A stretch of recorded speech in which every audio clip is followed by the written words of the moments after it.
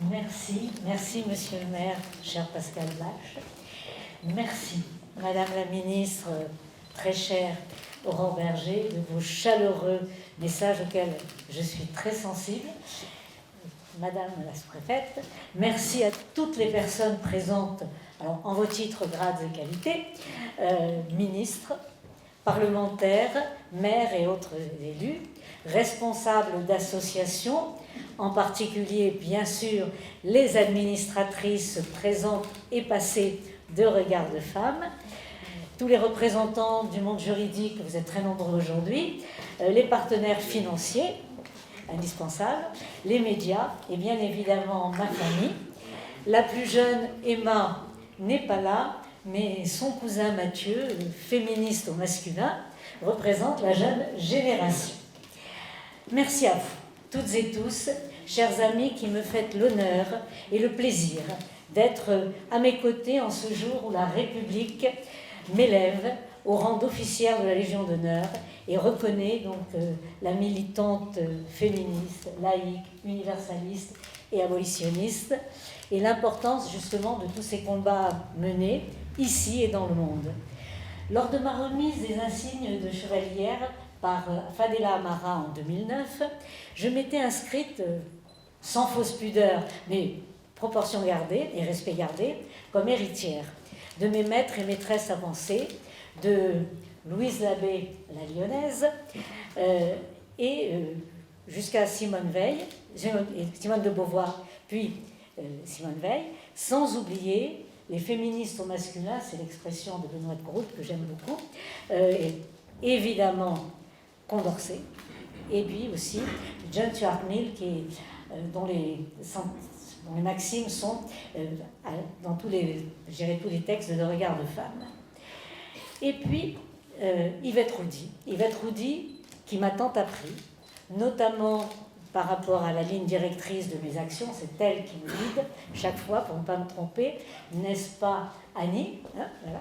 Et je regrette justement qu'aujourd'hui son état de santé ne lui permette pas d'être avec nous, mais je sais qu'elle est présente par l'esprit.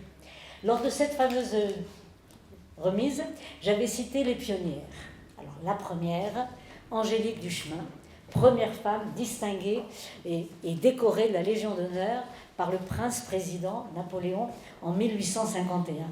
Vétéran des guerres de la Révolution, elle avait été engagée à 20 ans, en participant pendant 6 ans, jusqu'en 1798, aux campagnes dans la guerre dite de liberté. Et puis j'avais cité également Rosa Bonheur, la première femme officière. Alors le terme officière, figure bien, était en usage dans la presse à l'époque, je le précise. Et donc, première femme officière de la Légion d'honneur, elle, en 1894, après avoir été décorée chevalière, 30 ans auparavant, j'ai attendu moins longtemps entre les deux, et par l'impératrice Eugénie, qui avait déclaré lors de la remise des insignes « J'ai voulu montrer qu'à mes yeux, le génie n'a pas de sexe ». Donc, maxime à reprendre, je pense, pour nous toutes. Alors, je suis très fière d'être héritière de celles qui se sont battues dans cette guerre des libertés, à laquelle j'associe bien évidemment l'égalité en droit, devoir et dignité des femmes et des hommes, et la fraternité républicaine, la fraternité à l'autre, celle ou celui qui est différent, par la couleur, le sexe, la religion.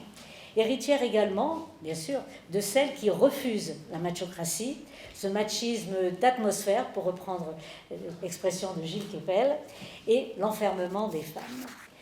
Dans ces temps de guerre idéologique et insidieuse, je poursuis donc ce combat pour la devise républicaine si bien décrite par Victor Hugo et qui a été rappelée dans notre outil de formation, les 10 mots qui font la France. La liberté, c'est le droit. L'égalité, c'est le fait, et la fraternité, c'est le devoir. Donc, combat avec des mots justement pour empêcher ce qu'on observe aujourd'hui, c'est-à-dire cette altération, cette perversion des mots, et de ne pas être dupe, donc justement, des discours de celles qui prétendent avoir choisi leur servitude et qui voudraient que leur choix soit reconnu par la République. Et et ce serait un droit que la République devrait leur accorder, celles qui réclament en fin de compte la liberté d'être opprimées et soumises. Vous l'avez rappelé, Madame la Ministre, militante féministe, laïque, républicaine, universaliste, abolitionniste, tout cela semble redondant, mais ces notions sont tellement perverties aujourd'hui qu'il est indispensable de les énoncer, de les décliner toutes. Surtout que tous ces principes émancipateurs sont instrumentalisés par l'ajout d'adjectifs pour les disqualifier, les dénaturer. Féminisme intersectionnel, comme si le féminisme ne concernait pas toutes les femmes et les filles. Laïcité ouverte, comme si la laïcité, cet idéal de liberté, ça me choque tellement, donc cet idéal de liberté de pensée et de conscience pouvait être fermé. La République, qualifiée d'islamiste, en particulier en Iran, d'un islamisme modéré sans doute, l'universalisme qui devient relativiste, puisque par le relativisme culturel, ce racisme qui empêche les personnes d'avoir accès aux droits humains universels, parce qu'elles et ils ne sont pas nés ou que leurs parents ne sont pas nés, leur famille est originaire de pays, justement, où les droits humains ne sont pas respectés. Et puis, alors, le dernier, l'abolitionnisme qui devient esclavagiste, parce que certains revendiquent justement l'exploitation du corps des femmes, quelques minutes, mais des milliers de fois, ou 9 mois, ou à vie, par les traitements hormonaux ou interventions chirurgicales sur les adolescentes, faisant la fortune de systèmes mafieux, de cliniques et de laboratoires pharmaceutiques. Donc, féministes d'abord. Et on parle aujourd'hui de féministes blancs, black, afro, antiracistes, postcoloniales, décoloniales, conventionnelles, médiatiques. Je me demande pourquoi on ne parle pas de féminisme machiste. Et ces féminismes, je dirais, qui sont à la fois adjectivés, mais aussi vociférateurs, qui ne sont pas d'ailleurs à une contradiction près, prétendent justement que l'universel que nous défendons serait exclusif et le particulier inclusif, alors qu'il sépare les femmes selon leur couleur, leur origine ou leur religion. Et par cet apartheid revendiqué entre les femmes, elles rejoignent immédiatement les courants, je dirais, d'extrême droite, identitaires aussi, nationalistes, voire racistes. Laïques et universalistes, évidemment. En ces temps où des vents mauvais, n'est-ce pas, chère Nicole, soufflent sur les droits des femmes et qui sont dus aux obscurantistes politiques ou religieux, partout dans le monde, la laïcité, ce principe émancipateur, est une force et un bouclier pour les femmes. Et les droits des femmes, c'est vrai, nous le constatons tous les jours, sont bafoués partout et l'emprise sur le corps et l'esprit des femmes perdure dans le monde. La constitutionnalisation de la liberté pour les femmes d'interrompre volontairement leur grossesse, c'est aussi une des traductions concrètes du principe de laïcité et avec une portée universelle. Vous l'avez constaté, Madame la Ministre, nous l'avons constaté, toutes celles qui étaient présentes à New York en mars dernier, à l'ONU, pendant la commission de la condition des femmes. La mainmise sur la fécondité, la sexualité des femmes a été et reste le moteur de l'oppression. Les votes conjoints du Saint-Siège, de la Pologne.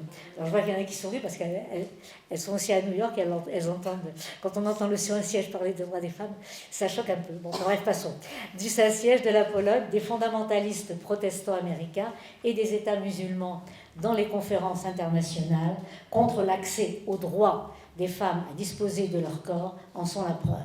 Et je connais, Madame la Ministre, votre combat pour la laïcité, notamment contre le voilement des fillettes, cette maltraitance à l'enfant qui contrevient à la fois aux dispositions de la Convention internationale des droits de l'enfant et à l'OMS. Et je vais vous demander s'il n'y avait pas une opportunité, une petite fenêtre d'opportunité dans le gouvernement actuel pour que toutes les fillettes en France soient protégées par la République et bénéficient de l'application effective de l'article 375 du Code civil. Cette décoration dont vous m'avez jugé digne, Madame la Ministre, m'oblige.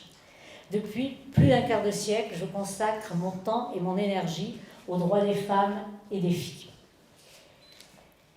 avec des avancées significatives, vous les avez décrites. Et j'applique, je dirais, la maxime de Thucydide, se reposer ou rester libre. Je ne me repose pas. Et donc, le monde juridique largement présent ici sait que le droit international est un accélérateur de changement dans les pays où le déni des droits des femmes est légitimé par les décrets et les lois.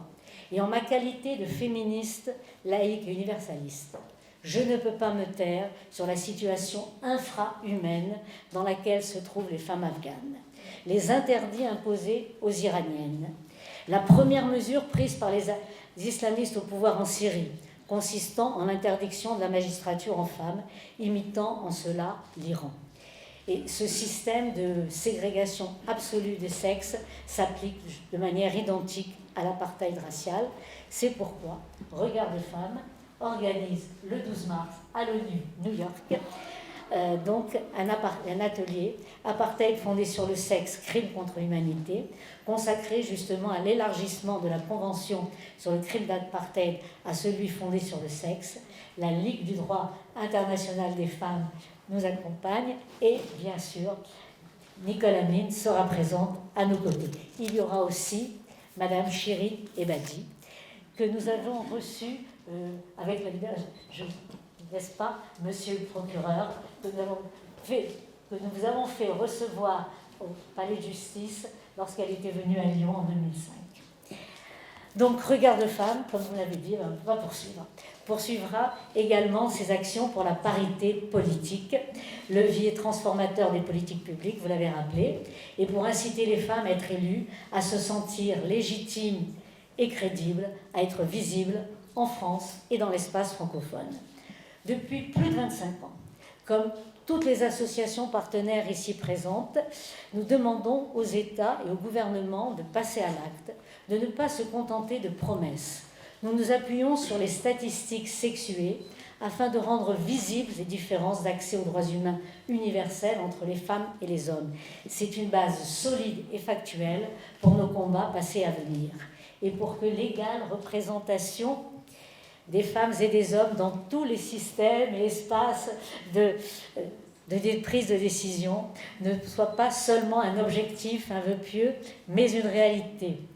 Pour que les femmes ne soient pas uniquement assises, mais interviennent à la table de négociation. Pour que les politiques publiques ne soient plus conduites pour les femmes, mais par les femmes, actrices du changement, n'est-ce pas, Madame la Préfète ? Le département du Rhône et la région Auvergne-Rhône-Alpes le prouvent amplement par les nominations des préfètes. Eh bien, grâce au combat incessant de Nicole Ameline, Madame la Ministre, au sein de la CIDO, la Convention pour l'élimination des discriminations vers les femmes, la parité 50-50 dans tous les espaces et systèmes de prise de décision est enfin devenue un principe d'organisation, un cadre normatif, une stratégie pertinente pour prioriser les actions plus transformatrices, voire vitales, afin de permettre un développement durable qui ne laisse personne de côté, notamment, comme vous l'avez rappelé, les enfants non déclarés à la naissance et les filles et les femmes dépourvues de documents d'identité. Regard de Femmes, vous l'avez rappelé également, M. Bâtonnier, vous y étiez, a tenu un colloque international à l'ONU Genève sur les mesures législatives, politiques, programmatiques pertinentes pour assurer la mise en œuvre de ces obligations en matière de représentation paritaire des femmes et des hommes. Nous prévoyons d'en faire autant à New York en mars et nous savons compter sur vous pour que le side event de la France y soit consacré. Comme vous le voyez, Madame la Ministre, et mes chers amis, je poursuivrai mes engagements, vous vous en doutiez, et ayant eu la chance de naître dans la France laïque, c'est un protectorat, mais c'était la France laïque, je dirais que j'en suis comptable vis-à-vis des jeunes générations à qui il est nécessaire de transmettre ces acquis majeurs, la laïcité et l'égalité femmes-hommes. Mais j'en suis également comptable vis-à-vis des femmes et des hommes qui se battent partout dans le monde en sachant que leur idéal est possible, puisque la laïcité et l'égalité entre les femmes et les hommes figurent hautement dans la Constitution de la France et dans notre histoire. Merci.